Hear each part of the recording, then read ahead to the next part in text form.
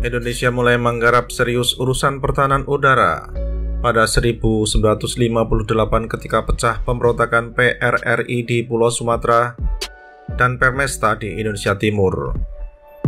Kedua kelompok yang tidak setuju dengan kebijakan politik Soekarno yang tidak berpihak kepada pembangunan daerah sekaligus kecondongan Bung Besar kepada PKI dibantu pula oleh CIA di bawah pimpinan Allen Dulles dalam urusan senjata. Di samping memasok beragam senjata untuk pasukan infanteri, Langley memasuk pula pesawat udara seperti B-26 dan B-51D kepada AUREF yang merupakan wing udara PRRI atau Permesta. Setelah B-26, AUREF melaksanakan misi pemboman di Makassar dan Balikpapan. Dibentuk Sektor Operation Center atau SOC yang merupakan pendahulu Kohanutnas, di mana SOC terdiri atas unsur gabungan ADRI, ALRI, dan AURI guna mengantisipasi serangan AUREF ke Pulau Jawa.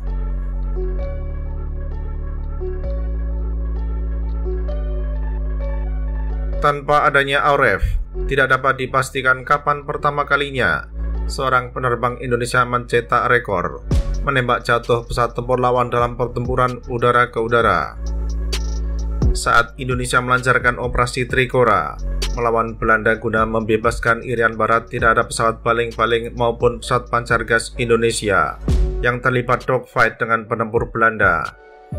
Di masa operasi Dwikora untuk mengganyang Malaysia juga nihil pertempuran udara yang melibatkan jet tempur AURI melawan pesawat pancar gas RAF.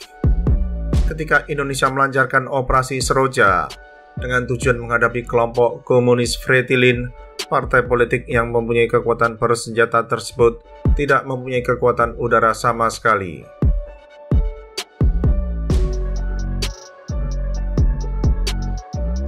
Dalam urusan pertahanan udara, sistem yang diadopsi oleh Indonesia sebagian teknologi Perancis sejak awal 1980-an. Walaupun pada 1986, Jakarta lebih memilih mengimpor F-16AB daripada Mirage 2000. Namun Indonesia di tempo itu sudah memakai radar pertahanan udara buatan Thomson CSF, yaitu TRS-2215 dan TRS-2230.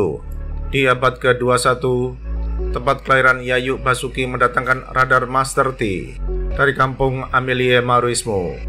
Selain itu, MBDA mengekspor rudal Mistral ke Indonesia dengan tentara laut dan tentara darat negeri ini sebagai pengguna akhir.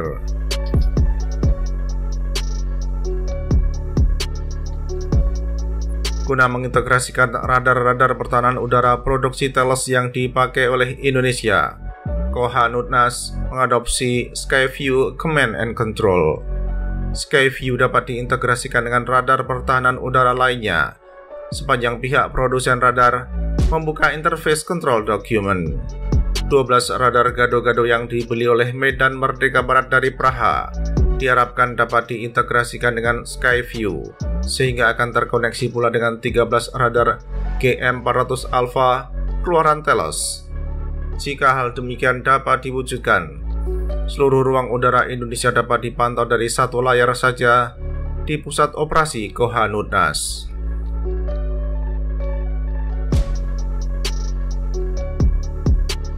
Setelah antara 19 Februari 1962 hingga 21 Januari 2022 merupakan organisasi gabungan di bawah komando dan kendali Mabes TNI, di mana pada tarikh yang disebut terakhir, Kohanutnas dilebur dalam Koopsudnas yang merupakan organisasi TNI Angkatan Udara.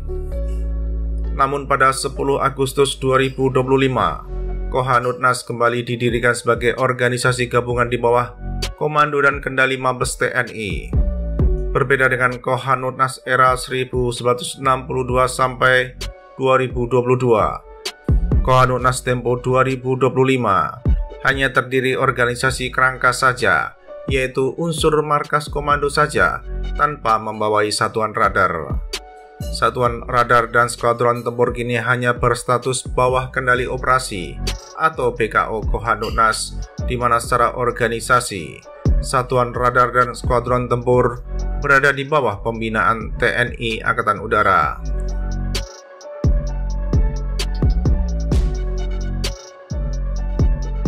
Hal ini membuat Kohanutnas mirip dengan Kogab Wilhan, di mana unsur-unsur tempur organisasi tersebut bersifat BKO.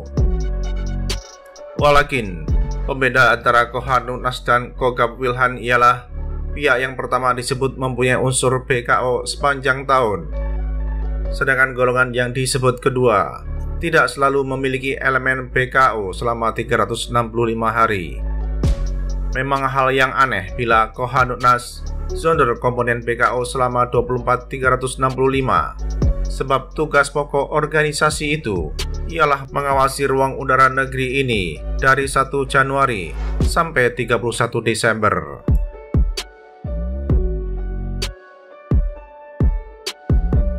F-16 merupakan andalan Kohanutnas dalam operasi pertahanan udara Indonesia, mengingat populasinya yang terhitung banyak bagi ukuran Indonesia.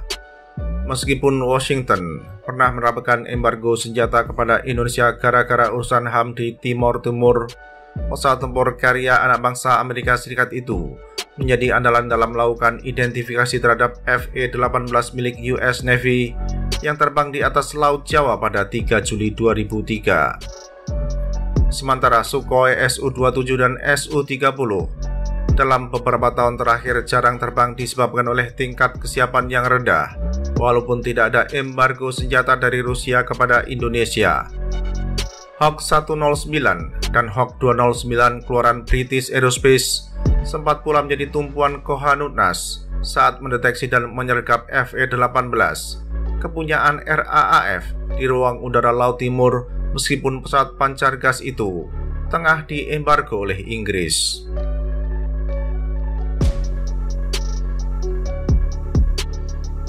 Mulai tahun depan, unsur tempur udara yang akan memperkuat Kohanutnas akan bertambah seiring dengan akan diserahkannya sejumlah Rafale F-4I kepada Indonesia. 19 September 2025 menandai untuk pertama kali pesawat pancar gas Rafale yang dipesan oleh Indonesia terbang di wilayah udara Prancis. 2 Snecma M882 turbofan engines dan bypass rasio 0,3:1 mendorong Rafale pesanan Indonesia terbang melesat ke ruang udara Prancis dari fasilitas produksi Dassault Aviation di Bordeaux, Mérignac. Penerbangan perdana tersebut merupakan bagian dari sejumlah rencana penerbangan guna menguji Rafale sebelum diserahkan kepada Indonesia.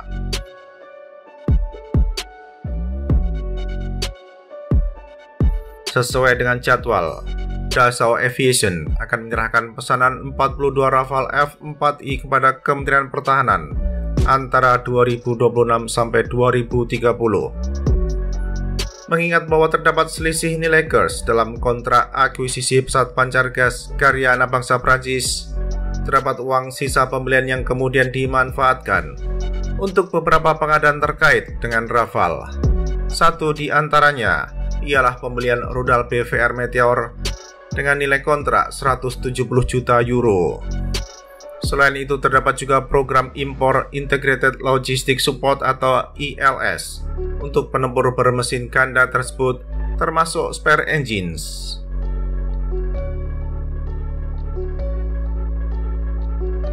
Saat urusan penyerahan pesawat tempur yang pernah terlibat dalam Operation Harmattan belum dilaksanakan, Jakarta tidak sabar guna menambah kuantitas Rafale yang mengusung logo Pentagon merah putih.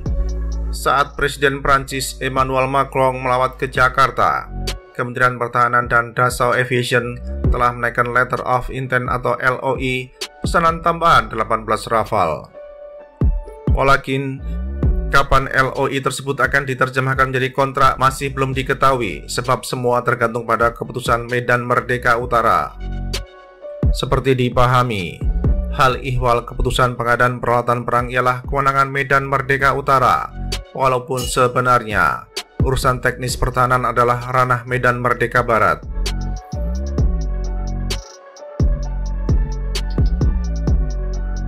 Keputusan akuisisi terhadap 42 Rafale merupakan penetapan yang tepat, sebab pesawat tempur itu Populasinya sudah amat banyak di dunia dan tidak hanya satu unit saja di muka bumi. Rafale bukan saja telah melewati flight test sehingga mendapatkan sertifikasi, akan tetapi telah melewati sejumlah operasi tempur. Meskipun demikian, saat itu Medan Merdeka Barat terlalu asyik dengan berfokus pada platform yakni Rafale dan hampir lupa dengan ILS dan senjata untuk jet tempur yang mempunyai versi kapal induk. Sehingga tidak ada impor ILS dan senjata, andai saja tak ada dana selisih kurs pada kontrak 42 Rafale.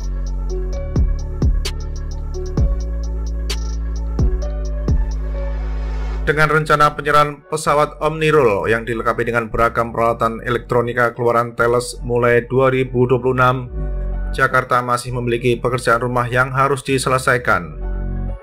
Penuntasan pekerjaan rumah ialah satu-satunya jalan yang tersedia apabila Jakarta hendak menggunakan segala kemampuan Rafale secara optimal. Pembelian Rafale F4I berbeda dengan impor F-16AB pada 1989, di mana diperlukan masa hampir 30 tahun sampai penempur produksi General Dynamics dipersenjatai dengan peluru berpandu udara ke udara berkemampuan Beyond Visual Range atau BVR. Beberapa pekerjaan rumah yang diwariskan oleh pengadaan Rafale di etape terakhir MEF ialah sebagai berikut.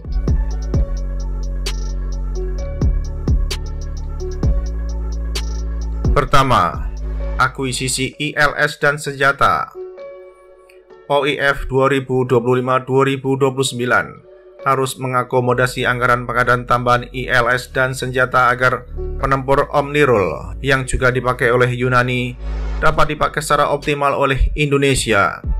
Termasuk dalam pengertian optimal adalah tingkat kesiapan operasional yang tinggi sesuai dengan standar yang dianut oleh Tentara Udara Indonesia. Penambahan beragam suku cadang, towing car, spare engine, rudal Mika RF, Mika IR, dan Meteor ialah sebuah keharusan. Begitu pula dengan engine test cell.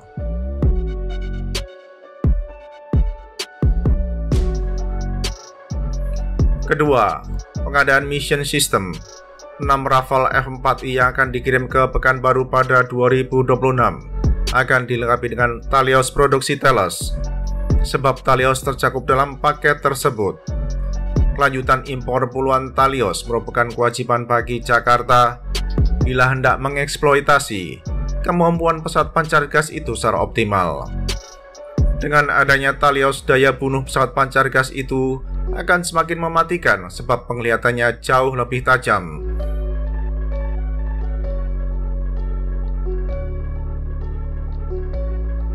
Ketiga, penyiapan teknisi. Rafale memang sebuah warna terbang Omnirule yang maju dan canggih. Walakin semua atribusi tersebut akan sia-sia belaka tanpa didukung oleh sumber daya manusia yang mampu mendukung operasionalnya. Penyiapan sumber daya manusia antara lain ialah para teknisi yang akan menentukan kesiapan operasional Rafale F4I lewat kegiatan pemeliharaan dan perawatan. Hal ini merupakan pekerjaan rumah bagi Kementerian Pertahanan dan TNI Angkatan Udara, di mana para teknisi harus mendapatkan pelatihan yang intensif agar mereka menjadi ahli di berbagai macam subsistem jet tempur generasi 4,5 itu.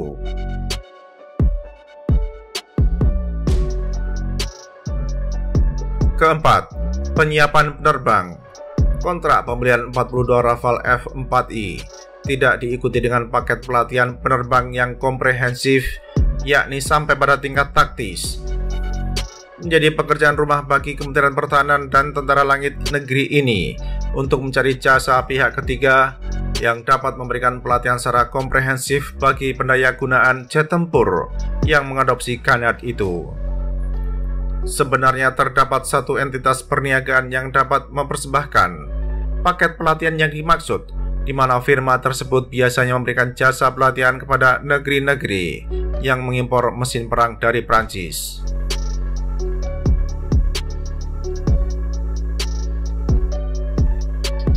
Kelima, penyiapan fasilitas pemeliharaan dan perawatan.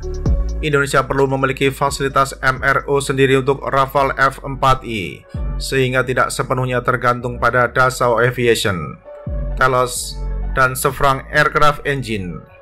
Wahana MRO tersebut mencakup kantor, hanggar, warehouse, dan backshop di tempat yang sama.